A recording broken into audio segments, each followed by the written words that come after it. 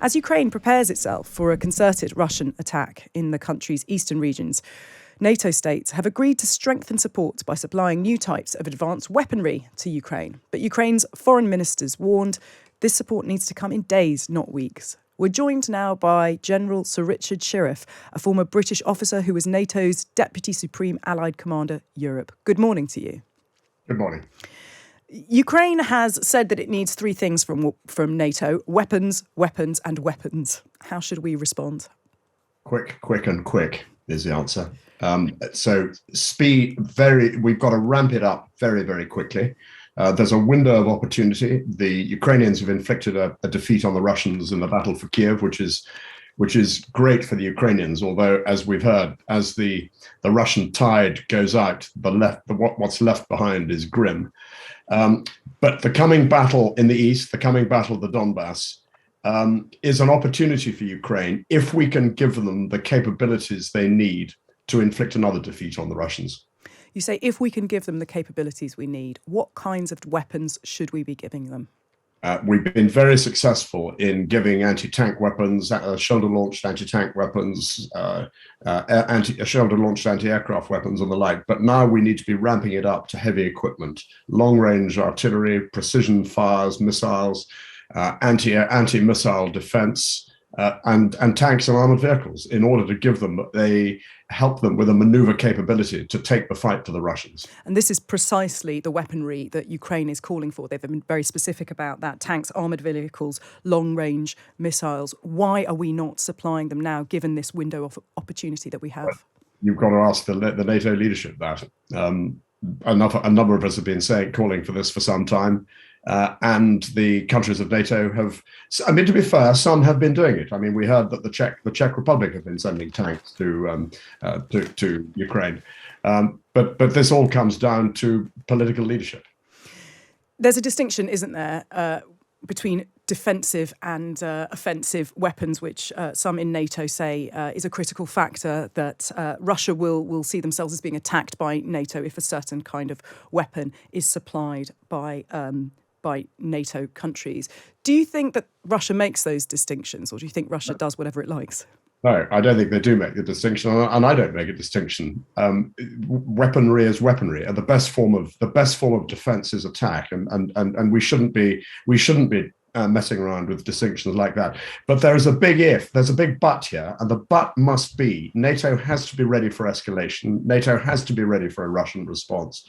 And what we've not yet heard from the NATO leadership is the need for NATO to ready itself for the worst case. And the worst case is war. And that means a fundamental mind shift in NATO, to be ready for the worst case escalation.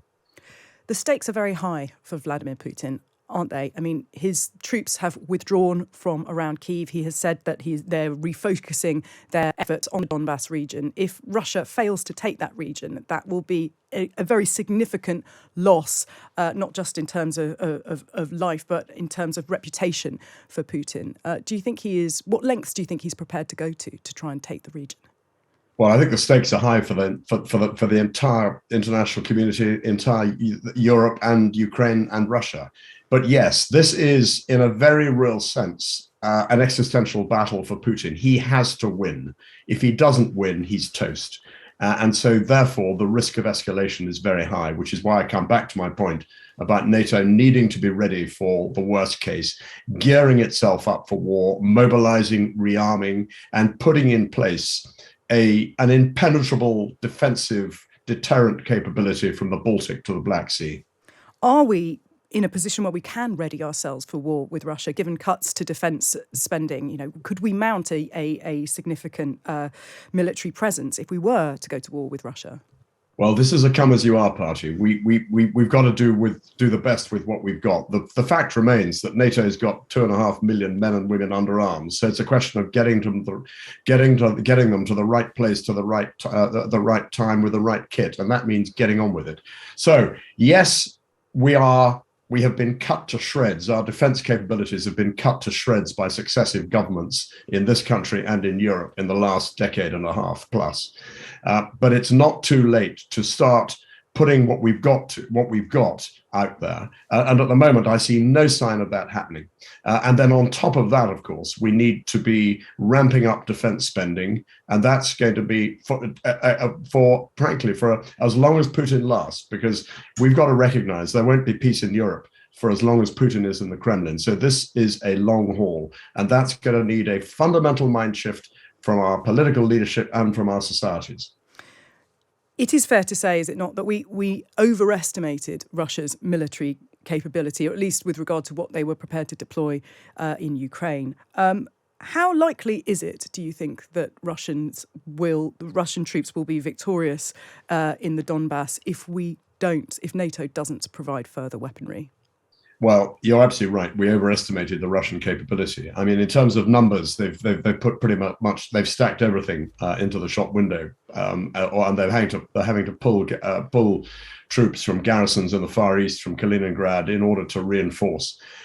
They've also demonstrated extraordinary incompetence at combined arms maneuver, the air-land battle, logistics, all the sort of stuff which we thought the Russians would be quite good at. But that we should never risk underestimating the Russians, because they will learn. They'll learn from this. And again, if we don't provide what the Ukrainians need, there is a real chance that the Russians might prevail in the east. Do you feel then, given how high the stakes are for Putin, that the worst is potentially yet to come? Quite possibly, yes. Which comes back to my point about the need for a fundamental mind shift in NATO. This is not a war in Ukraine. This is a war involving NATO as a whole, and that means all of us.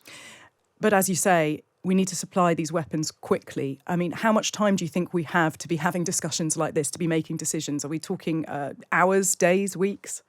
And the sooner the better. You know, this is today's problem, and I've no doubt. Well, I hope, and I'm not privy to it, but I hope that the systems are ramping up to mount a sort of, in terms of tempo. I mean, what we need to be seeing is a sort of mass Berlin airlift of weaponry and capability to get the stuff in as quickly as possible.